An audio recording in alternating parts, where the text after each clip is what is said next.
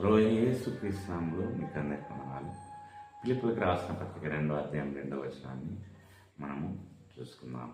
2వ వచనం మొదటగా చదువుతున్నాం. మీరు ఏక మనస్కులగునట్లుగా ఏక ప్రేమ కలిగి ఏకభావం గలవారుగా ఉండి ఒక్కదాని అందే మనసుంచుచు నా సంతోషమును సంపూర్ణము చేయాలి. ఈ వచనం నుండి మనము 3 పాఠాలు నేర్చుకున్నాం.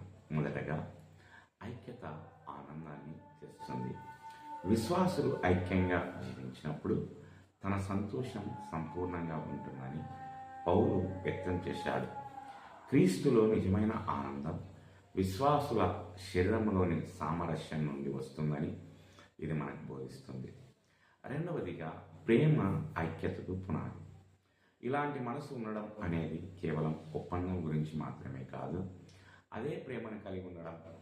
క్రీస్తు పట్ల మరియు ఒకరి పట్ల మరొకరికి ఉన్న ప్రేమ క్రైస్తవ ఐక్యత వెనుక చోదక శక్తిగా ఉండాలి. మూడవదిగా, ఆధ్యాత్మిక ఏకత్వం తప్పనిసరి.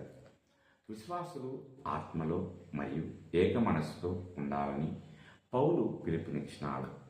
దీని అర్థం ఐక్యత అనేది కేవలం బాహ్య ఒప్పందం కాదు, వినయం మరియు ఉద్దేశంతో కలిసి క్రీస్తుని అనుసరించడానికి అంతర్గత నిబద్ధత. దేవుడు ఈ మాటలను దీవించుగాక.